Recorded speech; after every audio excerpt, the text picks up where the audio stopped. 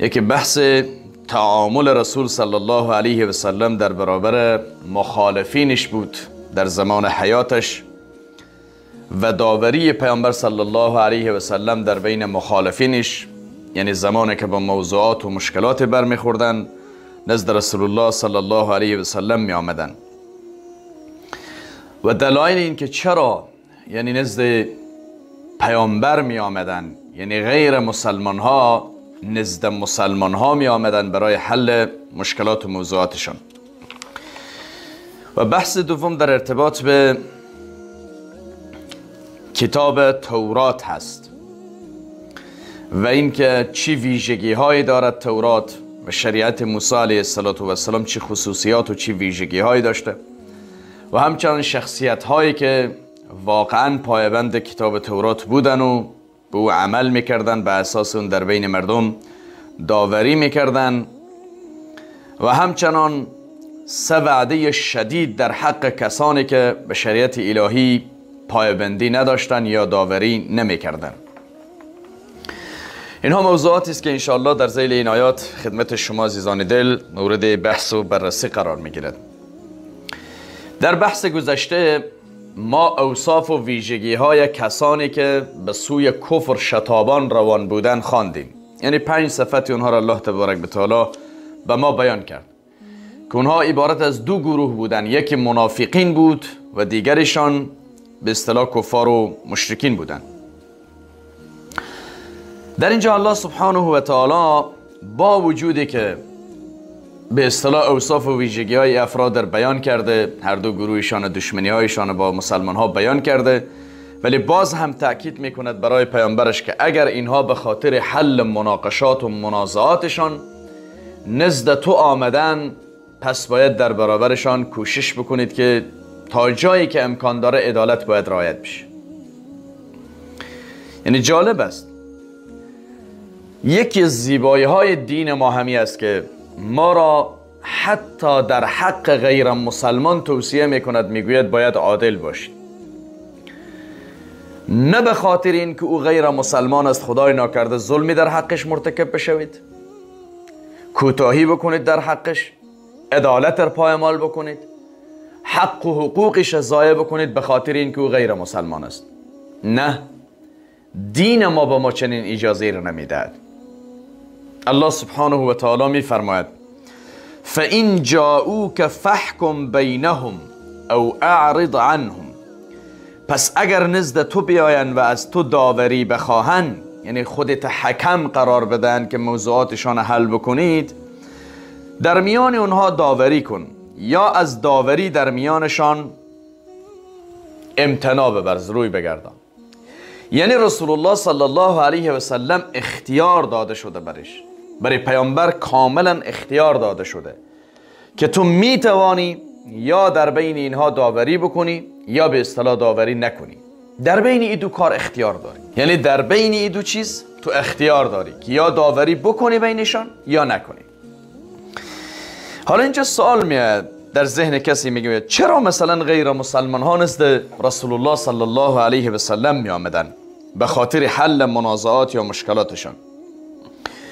بعضی از مفسرین میگویند به 4 دلیل نزد پیامبر می آمدن، یعنی این 4 چیز سبب میشد که اینها نزد رسول الله صلی الله علیه و سلم بیاین و منازعات و موضوعاتشان حل و فصل بکنن. دلیل اول، به خاطر ظلم حاکمان خودشون، یعنی بزرگان قومشان، حاکمانشان، کسانی که در رأس قرار داشتن، افراد ظالم به ستمگری بودن که وقتی کسی منازعه یا موضوعی می داشت نزدشان تشریف می بردن، هر 2 طرف به اصطلاح چنان ظلم میکردن بر سرشان که دوباره نزدشان مراجعه نکنن. به اساس ظلمی که نزد حاکمانشان می دیدن، به لحاظ از اونها متنفر بودن یا به اصطلاح دور می شدن، به طرف مسلمان ها می آمدن که برای موضوعات خود پیش مسلمان ها حل فصل بکن. امروز هم شما مثلا متاسفانه بعضی از اعمال جاهلانه رو می بینید. وقتی یک کسی به عنوان حاکم در یک دایره، مثلا در اطراف ها شما برایید ببینید، به عنوان قماندان و قاضی و نمیفهم ولسوال و فلان، 2 نفر از رعیت دعوایی دارن، وقتی نزدش مراجعه میکنن، به جایی که حل منازعات بکنه، به جایی که مشکلات اینها را حل بکنه، میبینی که هر دو طرف به اصطلاح جریمه های بسیار سنگین یا چنان لط و کوبشان میکند که دوباره به اصطلاح حتی قدرت مراجعه هم به او نداشته باشند. عین قضیه در او زمان دلیل اولی که غیر مسلمان ها نزد مسلمان ها می آمدن به اصطلاح برای حل منازعاتشان همین بوده، چون ظلم میکردن حاکمانشان. بنابراین میگفتن میرویم نزد محمد حداقل بر ما بلکه به اصطلاح ظلم نکند، که نمیکردم علیاذ بالله رسول الله صلی الله علیه و آله در شأن و در وصفش ظلم نبوده. این دلیل اول بود که می آمدن. دلیل دوم به خاطر عدالت و رحمت پیامبر صلی الله علیه و سلم. رسول الله صلی الله علیه و سلم عادل ترین انسان روی زمین است.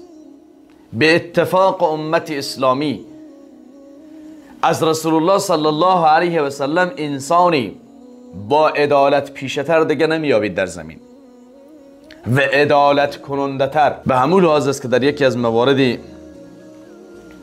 پیامبر صلی الله علیه و سلم تقسیم میکند مال غنیمت بین یارانش. یک اعرابی صحرانشین وادی نشین میآید سر رسول الله صلی الله علیه و سلم صدا میزند که ای محمد عدالت کن، در حالی که رسول الله صلی الله علیه و سلم عدالت را تطبیق میکند. ناگهان پیامبر صلی الله علیه و سلم سر بلند میکند میگوید اگر من عدالت نکنم چه کسی عدالت خواهد کرد؟ یعنی کسی که با ما شریعت و دینی را آورده که اساس و بنیادش عدالت است، او چطور عدالت نمی کند؟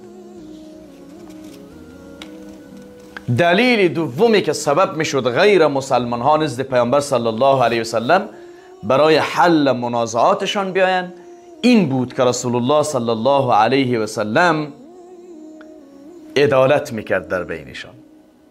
هر جایی که عدالت باشه اونجا دیگه ظلم نیست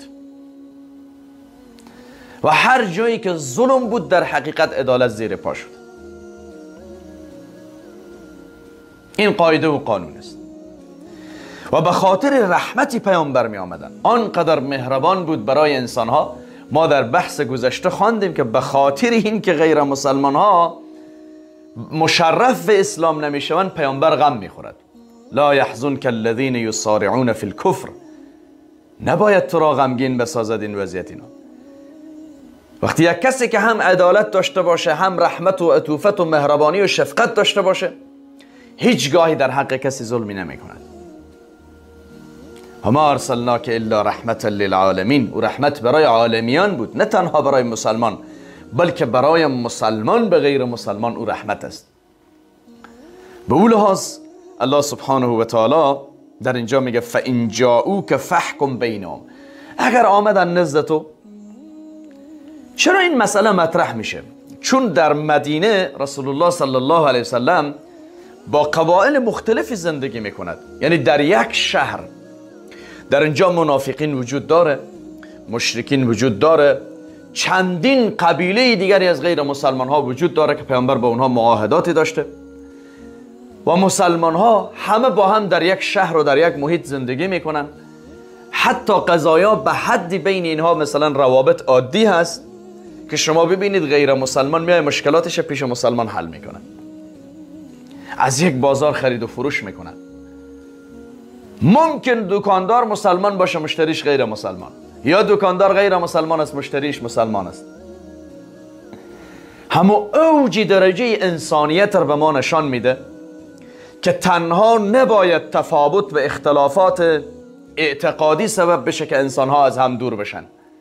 نه، می توانیم ما با اعتقادها و باورهای مختلف در کنار هم زندگی بکنیم به عنوان انسان. این رو پیامبر به ما آموختانده.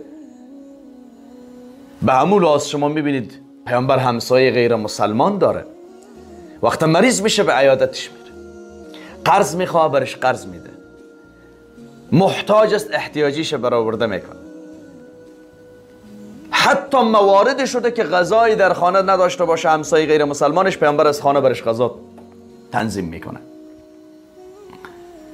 ولی ما چرا اینقدر آتشین جور شدیم؟ ما چرا اینقدر افراطی جور شدیم که امروز به نام مجردی که غیر مسلمان میشنود طرف میبینی که در میگیره، آتش میگیره؟ برو یک بار سیرت رسول الله را مطالعه کن، ببین پیامبر در کجا زندگی میکرده، با چطور افرادی زندگی میکرده. ما با یک نوعی از کفار مأموریم که در برابرش ایستادگی بکنیم، اونم حربیش است. یک کسی که صد و مانع قرار میگیره سر راه دعوت اسلامی، یک کسی که بر سر ما ظلم میکند، ما را از خانه ایمان بیرون میکند، با اصطلاح در برابر ما اعلان جنگ میکند، و الا در غیر اون با هزارها اعتقاد و افکار دیگری که باشد، اسلام با اونها مشکلی نداره. ما میتونیم با اونها زندگی بکنیم، ما میتونیم با اونها روابط اجتماعی داشته باشیم، ما میتوانیم با اونها به اصطلاح روابط دیپلماتیک داشته باشیم، سیاسی، تجاری، اقتصادی، همسایه‌داری، اجتماعی. نه تنها که اسلام ممانعت نمی کند، بلکه در آیات متعددی در قرآن ما را توصیه می کند که باید با اونها روابط خوب و حسنه داشته باشیم. لا ینهاکم الله عن الذین لم یقاتلوکم فی الدین ولم یخرجوکم من دیارکم ان تبروا و تقسطوا الیهم ان الله یحب المقسطین. الله شما را منع نمی کند از اینکه شما روابط اجتماعی خوبی داشته باشید با او غیر مسلمان هایی که با شما در جنگ نیستن، شما را از خانه‌تان بیرون نکردن، در حقتان ظلمی نکردن. نه تنها که شما را منع نمی کند، بلکه دینتان دستور میدهد که باید با اونها عدالت بکنید، حسن رفتار و معاشرت را داشته باشید. خالق زمین و آسمان دستور میده، میگه فان جاءوک فاحکم بینهم او اعرض عنهم. اگر به تو مراجعه میکنن، چون در شهری که تو زندگی میکنی اونها زندگی میکنن، در همون دیار و در همون محیط و منطقه و قریه زندگی میکنن، همسایه‌ایت هستن، شاید ممکن بسیار اینها با شما پیوند خویشاوندی داشته باشه، قرابت داشته باشه، نزدیکی داشته باشه که غیر مسلمان است، غیر مسلمان هست، اون هم انسان است، از کرامت انسانی برخوردار است. اگر به نزد تو برای حل منازعات و اختلافاتشان میاد، تو دو تا راه داری، اختیار داری. اگر فیصله میکنی بینشان به اساس عدالت، یا ای که نمیکنی، نظر به مصلحت های روزگار و جامعه اون زمان. خب پیامبر بهتر درک میکرد قضایا را که به اصطلاح چگونه است. یکی از دلایلی که برای پیامبر اختیار داده شده که تو هم میتوانی فیصله کنی یا نکنی، ردش کنی، همین است که مبادا اگر تو قضایا و موضوعات اینها رو فیصله بکنی، رهبران اینها، بزرگان اینها با تو باز سر دشمنی و کینه را از نو شروع بکنن که محمد به اصطلاح مشتری های ما را به طرف خود جلب میکند. شاید همین بوده.